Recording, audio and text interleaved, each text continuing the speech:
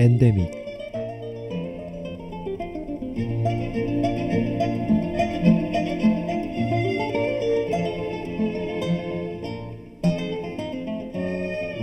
말라리아, 장티푸스, 댕기열, 콜레라, 최근에는 코로나19까지 우리는 종말하지 않는 풍토병, 일명 엔데믹과 함께 현대를 살아가고 있습니다.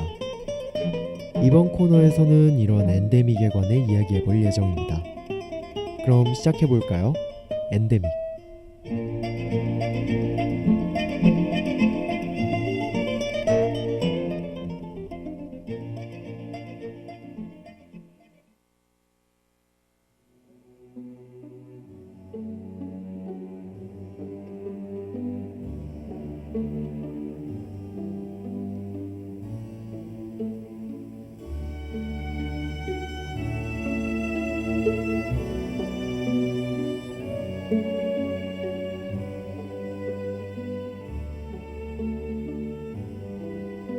오늘 소개해드릴 엔데믹은 바로 장티푸스입니다. 장티푸스란 살모넬라 균종의 특정 아종에 의해 감염되어 발생하며 신체 전반에 걸친 증상이 나타나는 질병이라고 합니다. 이러한 장티푸스는 급성 전신 열질환에 해당하는 2급 감염병이라고 하는데요. 오늘은 장티푸스의 원인에 대하여 소개하고 이로 인한 증상에 대하여 설명한 후 질병에 대한 예방 방법에 대하여 소개해드리려고 합니다. 그러면 지금부터 장티푸스에 대한 더 자세한 내용 이야기해보도록 하겠습니다.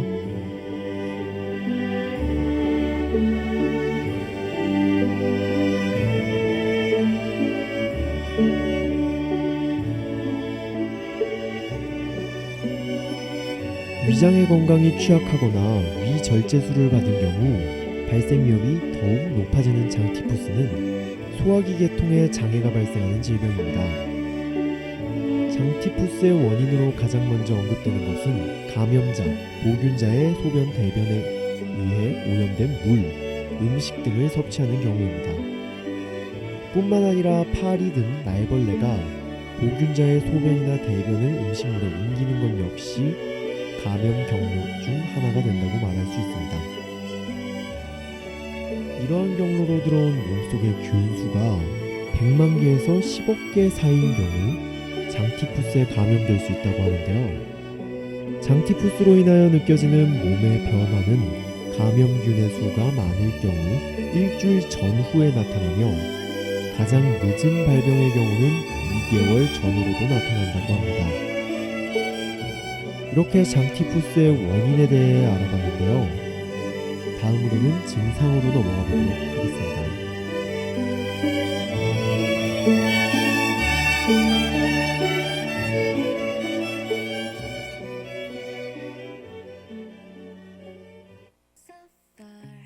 가라앉지 않게 비틀거리다가 풍덩 빠지더라도 구명복 따윈처럼 I'm such a good suffer 휩쓸리지 않게 울렁거리다가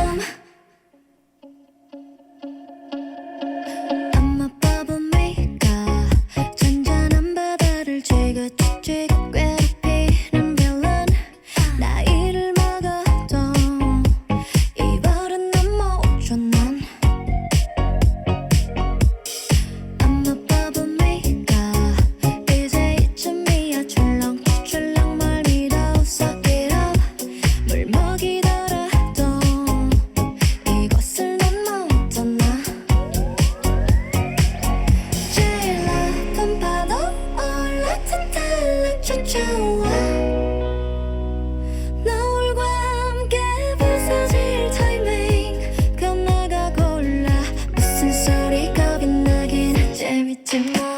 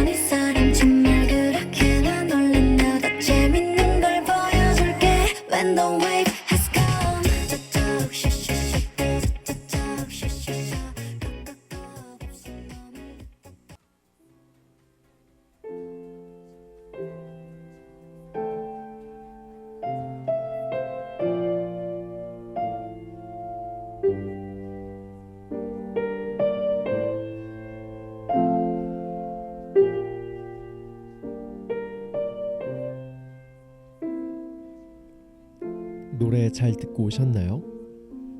장티푸스의 원인에 이어 이번에는 증상에 대해 말씀드리려고 합니다. 여러분은 장티푸스의 증상에 관해 들어본 적이 있으신가요? 장티푸스의 가장 주된 증상은 발열이라고 할 수 있는데요. 이 외에도 오한, 두통과 더불어 기력을 상실하고 식욕감퇴, 변비, 설사 등의 위장관계 증상이 나타난다고도 합니다. 장티푸스는 초기에서 중기까지 진행될수록 다양한 증상이 나타나는 것으로 유명한데요. 초기에는 앞서 설명했던 주된 증상인 발열이 나타납니다. 약 일주일 동안 미열과 발열 상태를 반복하는 양상으로 진행되며 일주일 후에는 중기 증상으로 넘어가게 됩니다. 중기 증상은 초기보다 상태가 심해지며 발열뿐만 아니라 복통, 구토, 식욕부진, 피부에 발진까지 드러나게 되죠. 보통의 장티푸스 증상은 앞서 말한 순서와 같이 진행되지만 감염균의 수가 많거나 위장 건강이 취약한 경우 보다 다양한 증상이 빠르게 나타납니다. 나이대에 따라서도 몸에서 나타나는 변화가 미세하게 다르다고 설명할 수 있는데요. 성인의 경우에는 변비에 가까운 증상이 나타나고 유아의 경우에는 설사에 더 가까운 증상이 나타난다고 하니 구분하여 알아두시기를 바랍니다. 장티푸스의 원인에 이어 증상까지 알아봤는데요. 마지막으로 예방 방법에 대해 설명드리겠습니다.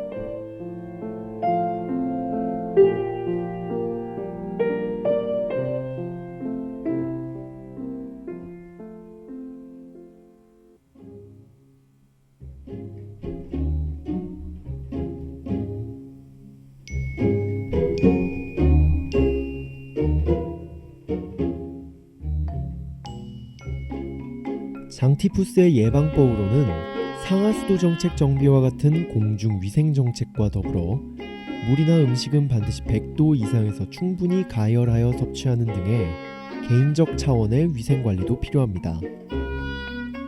만약 감염이 의심되는 경우라면 장티푸스의 경우 세균 배양 검사가 가장 기본적인 검사 방법이니 참고하시기 바랍니다. 이번 시간을 통해 알게 된 장티푸스라는 풍토병에 관련된 이야기 재밌게 들으셨나요? 저는 그동안 잘 알지 못했던 장티푸스에 대한 새로운 정보를 많이 알게 되어 흥미로웠는데요. 여러분도 저와 같은 생각일 거라고 확신합니다. 다음에도 흥미로운 엔데믹을 소개해드리겠습니다. 들으러 오실 거죠? 그럼 안녕.